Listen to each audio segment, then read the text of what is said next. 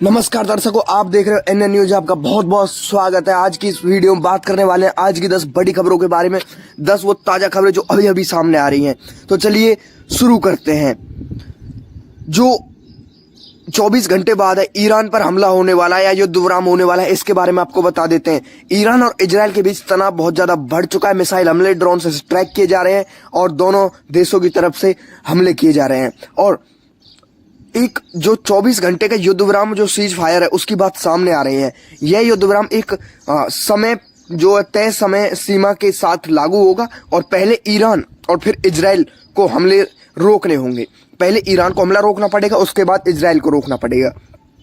अब जो cease fire की घोषणा हुई है, दोनों देशों ने एक दूसरे पर उल्लंघन के आरोप लगाने भी शुरू किए हैं। इजराइल ने कहा है कि ईरान ने मिसाइल हमारे ऊपर दांग दी है और ईरान ने कहा कि इजराइल ने हम पर पहले हमला किया था और इसके बाद फिर से हमला शुरू हो चुका है। ये युद्ध विराम संतुलित नहीं दिख रहा है, बल्कि एक पोज जैसा दिख रहा है। और 24 घंटे बाद हमला होगा, ये क्या हो सकता है? फिर से हमला अगर दोनों देशों के बीच होता है तो उनका दोनों देशों के बीच ही भरोसा टूट जाएगा। 24 घंटे के बाद फिर से बड़े पैमाने पर हमला दोनों तरफ से किए जा सकते हैं। युद्ध विराम की बात कर ली जाए तो इंटरनेशनल लेवल पर प्रेशर काफी ज्यादा बनाया जा रहा है। अमेरिका, कतर और भी जो देश हैं, खाड़ी देश और गल्फ के देश, वो सीज फायर जो है वो लंबा खींचने की कोशिश में लगे हुए हैं और छोटे छोटे हमले अभी तक चल रहे हैं। जहां आधिकारिक रूप से युद्ध विराम नहीं हो पाया, वहीं जमीन पर बहुत छोटे छोटे हमले अभी तक चल रहे हैं दोनों देशों की तरफ से। ईरान और इजराइल के बीच सीज फायर अगर हुआ तो शुरुआत में मतलब जो सीज फायर हुआ तो उसका शुरुआत में कहा गया कि इन्होंने उल्लंघन किया, एक दूसरे पर आरोप लगा दिए गए। हालात सुधर चुके थे मगर शुरुआत फिर से हो चुकी थी और दोनों देश ही इसका उल्लंघन करते दिखाई दिए और इससे जो असर पड़ा है वो तेल की कीमतें फिर से बढ़ रही हैं और भारत जैसे देशों की जो एनर्जी जो सप्लाई चेन है वो पूरी तरीके से प्रभावित दिख रही है। ये युद्ध पूरे मध्य पूर्व में एक संकट फैला रहा है और ये एक कंट्रोल्ड कॉन्फ्लिक्ट है जो फिलहाल चल रहा है। और वहीं दोनों देश अपनी पूरी ताकत के साथ ये चाह रहे हैं कि मतलब युद्ध तो वो लड़ रहे हैं पर वो युद्ध चाहते नहीं है कि युद्ध हो। और जो प्रेशर पॉलिटिक्स है वो यहाँ पे देखी जा रही है। अब देखना है कि 24 घंटे बाद क्या होगा और अगर 24 घंटे बाद युद्ध होता है तो मामला बहुत ज्यादा गर्मा जाएगा। तो दर्शकों, रुक करते दूसरी बड़ी खबर की ओर। जो ट्रंप है वो एक तरफ तो सीज फायर कह रहे हैं और कुछ समय पहले उन्होंने कहा था अल्टीमेटम। तो जो मध्य पूर्व में जो तनाव चल रहा है, जो ट्रंप ने बयान दे रहे हैं, उनको जो बयान है वो लगातार बदलते दिखाई दे रहे हैं। एक तरफ वो ईरान को अल्टीमेटम दे रहे हैं और दूसरी तरफ वो सीज फायर की बात कर रहे हैं। वहीं दोनों मुद्दे अलग अलग हैं उनके। और जो अल्टीमेटम है, ट्रंप ने ये कहा था कि ईरान को अल्टीमेटम जो 48 घंटे का दिया था तो वो ईरान ने नहीं माना और उसे ये भी कहा था कि उसे अब इसके गंभीर परिणाम भुगतने पड़ेंगे 48 घंटे के बाद। इस बयान को सीधी चेतावनी माना लोगों ने। अमेरिका की सेना की कार्रवाइयां जो है वो तैयार कर दी गई मगर कुछ टाइम बाद फिर से एक बयान आता है ट्रंप का। वो कहते हैं कि हम पीस चाहते हैं, हम शांति चाहते हैं, युद्ध किसी के लिए अच्छा नहीं होता है। और ये उनका नजरिया, उनका बयान बदलता दिखाई दिया और वो जो उनकी पहली टोन थी जो अल्टीमेटम दिया था उसके बाद वो टोन मुड़ जाती हुई दिखाई दी जब उन्होंने सीज फायर की बात कही। और मैं आपको बता दूं ये एक सोची समझी रणनीति अपना रहे हैं ट्रंप। एक तो दबाव की रणनीति और एक शांति की रणनीति। ठीक है, उन्होंने कहा कि पहले उन पर प्रेशर बढ़ाने की कोशिश की, अल्टीमेटम किया, फिर उसके बाद उनके लिए एक रास्ता खोला कि वो सीज फायर कर ले। और एक है कि ये एक अपना रहे नेगोशिएशन टैक्टिक। ठीक है, ट्रंप एक बिजनेसमैन बहुत पहले रहे हैं और वो डील करना बहुत अच्छे से जानते हैं। वो डर और डिप्लोमेसी दोनों का इस्तेमाल इस युद्ध में करते दिख रहे हैं। इंटरनेशनल जो ये युद्ध हो रहा है यहाँ पे इंटरनेशनल पॉलिटिक्स तो देखी जा रही है मगर वहाँ की डोमेस्टिक जो पॉलिटिक्स है वो भी बहुत ज़्यादा है।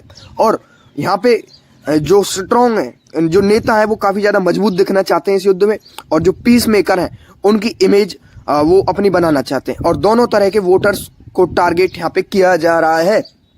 ट्रंप के इन बदलते बयानों का असर अमेरिका पर नहीं बल्कि मध्य पूर्व में अनिश्चितता इससे बढ़ रही है। तेल के दाम जो है ऊपर जा रहे हैं और भारत जैसे बड़े बड़े देशों पर इसका बहुत बड़ा जो छप्पर है वो टूट पड़ा है, वो किसका? महंगाई का। और ये एक दिमागी खेल खेल रहे हैं ट्रंप चाहते हैं कि ईरान प्रेशर बने ईरान पे और वो बिना युद्ध के समाधान कैसे भी निकल जाए। अब यही समझ में नहीं आ रहा है कि ट्रंप शांति चाहते हैं या फिर वो प्रेशर बनाने की कोशिश कर रहे हैं। वो मतलब कि एक तरीके से डील कर रहे हैं। अब पहले वो कहते हैं कि अल्टीमेटम, फिर उसके बाद कहते हैं सीज फायर। दर्शकों रुक कर लेते हैं तीसरी बड़ी खबर की ओर। कई जगहों पे कुछ ऐसी चीजें सामने आई थी कि जो गैस सिलेंडर है उसमें कमर्शियल गैस की सप्लाई जो काफी ज्यादा जो तनाव चल रहा है उससे प्रभावित हुई थी। वहीं कई इलाकों में इसको लेकर जो काफी ज्यादा टाइम देखने को मिला कि कुछ टाइम बाद आपको मिलेगा जो एलपीजी गैस है वो। और कुछ जगहों पर ऐसा देखा गया कि ब्लैक में सिलेंडर बेचे जा रहे थे, कालाबाजारी की जा रही थी, अपनी कीमतों से ज्यादा कीमत पर सिलेंडर बेचे जा रहे थे। ठीक है, ये कालाबाजारी चल रही थी। सरकार ने इस पर बहुत बड़ा कदम उठाने की जो है वो कोशिश की है। सरकार ने गैस की सप्लाई में कोई कमी नहीं आने दी जाएगी, ऐसा कुछ बयान दिया है। और सप्लाई चेन की मॉनिटरिंग बढ़ाई जा रही है। हर राज्य में स्टॉक की पूरी जांच की जा रही है और गैस एजेंसियों को सख्त निर्देश दिए जा रहे हैं और सभी गैस एजेंसियों पर नजर रखी जा रही है। कालाबाजारी पर जो सर्जिकल स्ट्राइक है, कार्रवाई हो रही है कालाबाजारी के खिलाफ। ओवर प्राइसिंग करने वालों पर भारी जुर्माना लगाया जाएगा और जहां जहां पे ऐसी शिकायत मिली है वहां छापेमारी की जा रही है और लाइसेंस रद्द करने की चेतावनी दी जा रही है। और ये कहा जा रहा है कि जो ये जरूरत की चीजें हैं ये गैस, इन पर अगर कालाबाजारी होती है तो वो सहन नहीं करेंगे, सरकार इसे सहन नहीं करेगी। अब आम लोगों को इससे फायदा होगा, सही कीमत पर उनको गैस मिलेगी और समय पर उनकी डिलीवरी हो जाएगी और ब्लैक में खरीदने की जो मजबूरी है वो भी लोगों की खत्म होती दिखाई देगी और हर आदमी को इससे राहत मिलने वाली है। सरकार इसके लिए एक टेक्नोलॉजी का इस्तेमाल कर रही है, ऑनलाइन ट्रैकिंग सिस्टम, शिकायत दर्ज करने के बहुत आसान तरीके निकाल रही है, डिलीवरी का डिजिटल रिकॉर्ड, ये सभी सरकार इस टेक्नोलॉजी में लगी हुई है और इसका इस्तेमाल कर रही है कालाबाजारी को रोकने के लिए। अगर ये कदम जो सरकार ने कहा है ये काफी सख्ती के साथ अगर लागू कर दी जाती है तो कालाबाजारी जो है वो खत्म कर दी जाएगी पूरे तरीके से और लोगों को उचित रेट पर सिलेंडर मिल पाएगा। अब जो सरकार है वो अपने जो ये टेक्नोलॉजी सभी से इस पर कालाबाजारी पर ध्यान रखे हुए और अब हर जगह जो कीमतें हैं वो स्थिर दिखाई देंगी गैस सिलेंडर्स की। दर्शकों रुक कर लेते चौथी बड़ी खबर की ओर। ईरान के कुछ इलाके जिनमें अचानक से अटैक हुआ, कुछ ग्राउंड रिपोर्ट ऐसी सामने आई है। सुरक्षा एजेंसियों को अलर्ट पर रख दिया गया है। शहरों में, बड़े बड़े शहरों में सायरन बजाए गए हैं, वो भी 5-5 बार। लोगों को सुरक्षित स्थानों पर पहुंचाने के कार्रवाई में लग चुका है ईरान और अलार्म लगातार 5 बार बजा था, मतलब कि कोई बड़ा खतरा है इसलिए अलार्म बजा 5 बार। और ज्यादातर जो हमले हैं वो मिसाइल और ड्रोन से होते हैं और जो ग्राउंड अटैक है उसका मतलब है कि दुश्मन सीधे जमीन पर उतर के हमला करेगा, आमने सामने की लड़ाई चलेगी और हालात बहुत ज्यादा बिगड़ सकते हैं। ये सिर्फ चेतावनी नहीं बल्कि पूरी स्थिति, पूरा जो मध्य पूर्व है वो तनाव से इतना ज्यादा ग्रस्त हो जाएगा जिससे कि संतुलन में लाना पूरी तरीके से फिर नहीं रहेगा।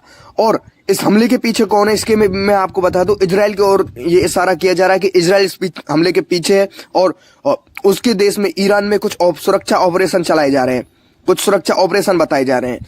और जो है अभी किसी ने इसकी आधिकारिक तौर पर जिम्मेदारी नहीं ली है किसी भी देश ने।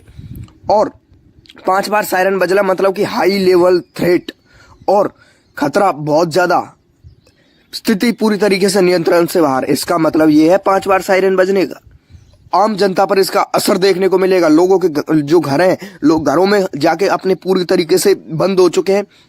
बाजार और सड़कें ईरान में खाली हो चुकी हैं, स्कूल और ऑफिस बंद कर दिए गए। पूरी तरीके से डर का माहौल बना हुआ है लोगों में।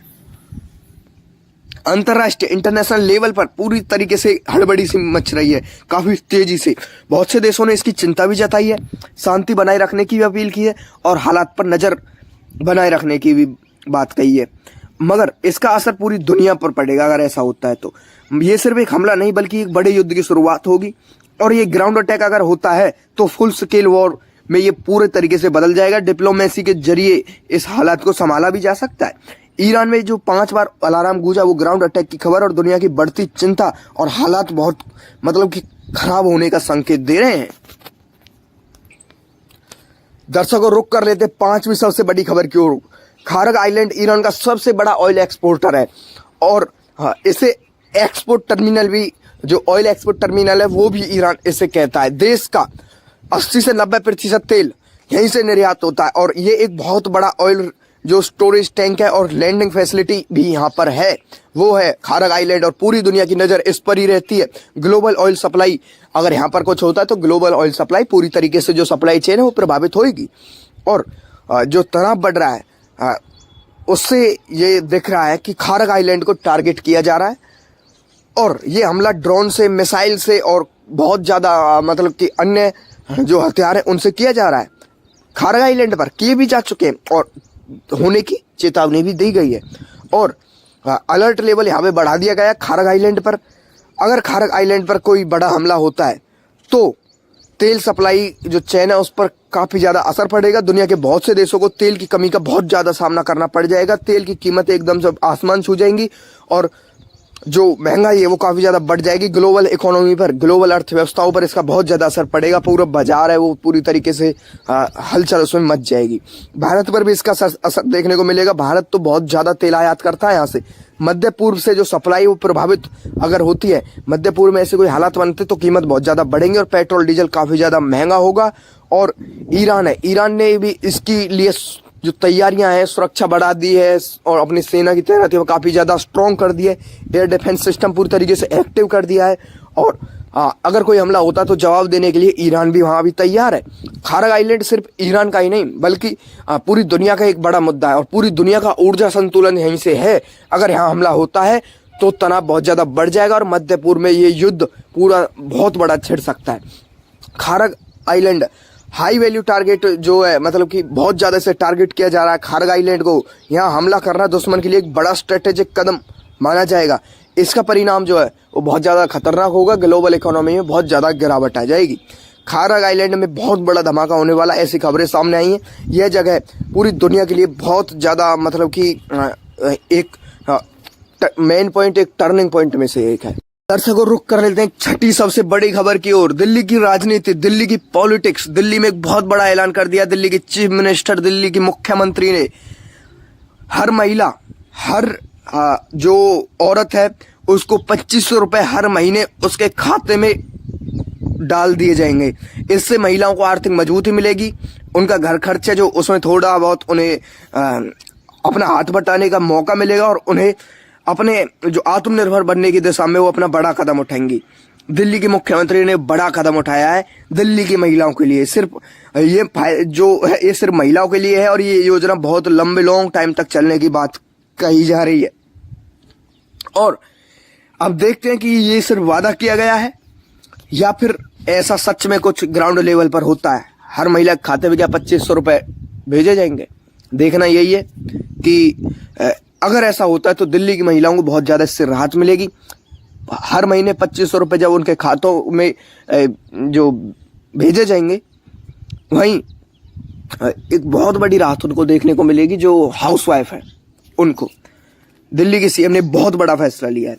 देखते हैं ये फैसला अपने सही उतर पाता है या नहीं।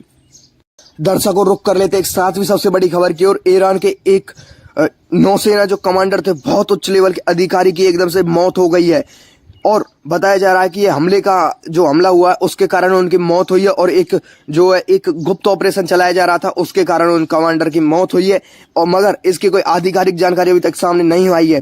इस घटना ने पूरा तनाव को जो और भी ज्यादा बढ़ा दिया है। दुनिया जो हॉर्मुज जलडमरू मध्य है उस पर बात कर लेते हैं। दुनिया का 20% तेल इसी समुद्री मार्ग से गुजरता है। खाड़ी देशों से निकलने वाला तेल यहीं से होकर जाता है। ये ग्लोबल एनर्जी सप्लाई की पूरी एक लाइफलाइन मानी जाती है और अगर ये रास्ता बंद हो गया तो पूरी दुनिया पर इसका असर पड़ेगा।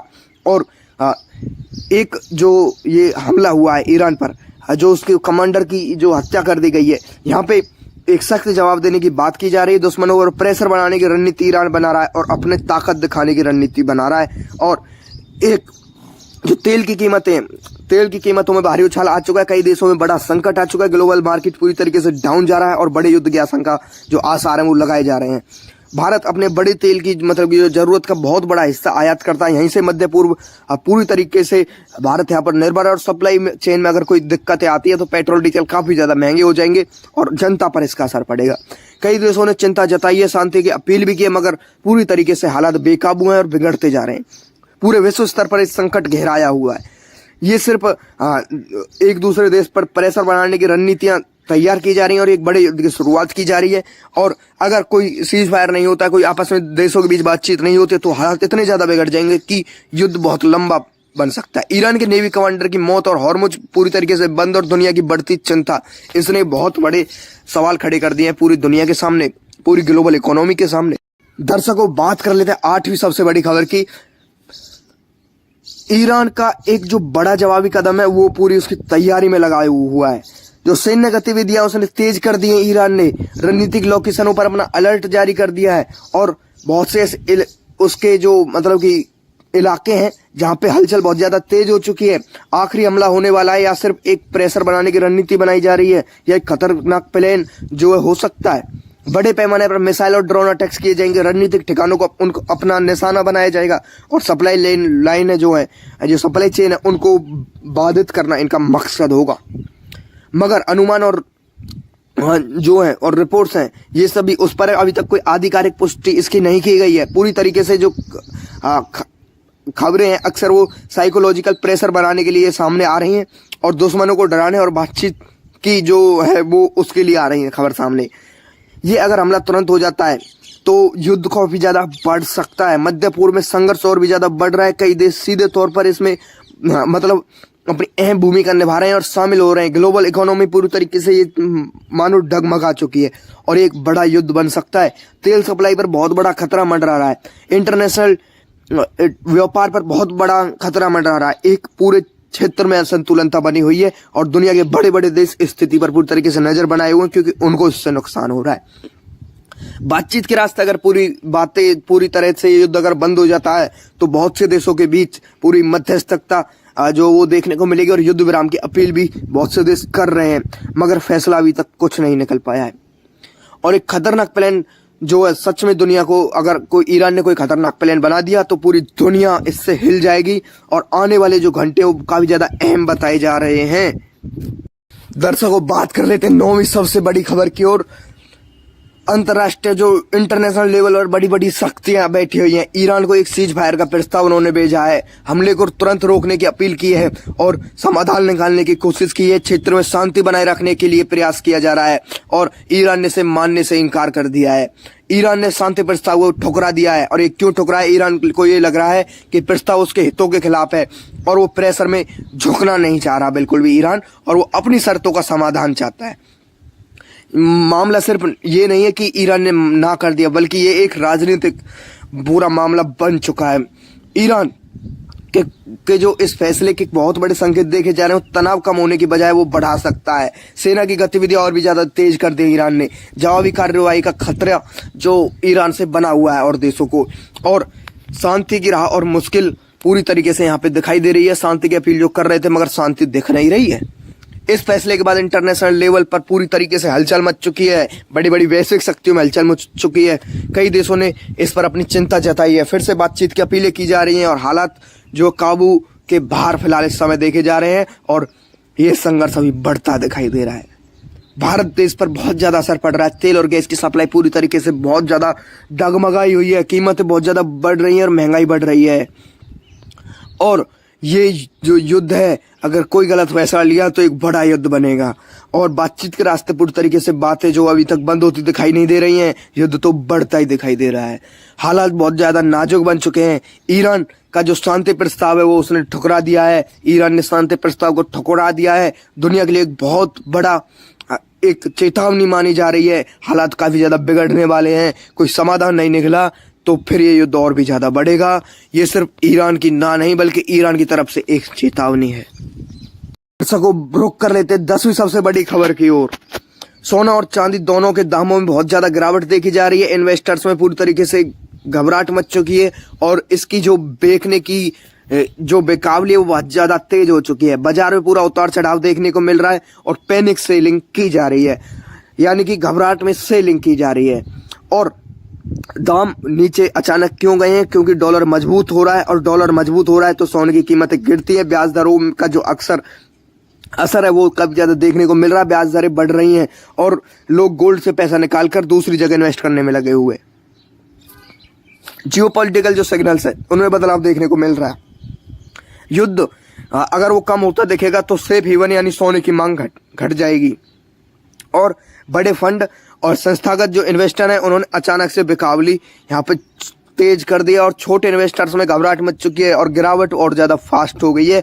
मार्केट में चेन रिएक्शन है वो पूरी तरीके से शुरू हो चुका है। भारत में सोना सिर्फ इन्वेस्टमेंट नहीं बल्कि भावनाओं से भी जुड़ा होता है। शादी ब्याह के सीजन में ये खरीदा जाता है। ज्वेलरी जो मार्केट है उसमें शादी ब्याह के सीजन पूरी तरीके से एक बड़ी हलचल देखने को मिलती है। खरीदारी के लिए एक यह मौका भी बन सकता है। जब इस शादी ब्याह का सीजन होता है पूरी तरीके से मौका होता है खरीदारी के लिए।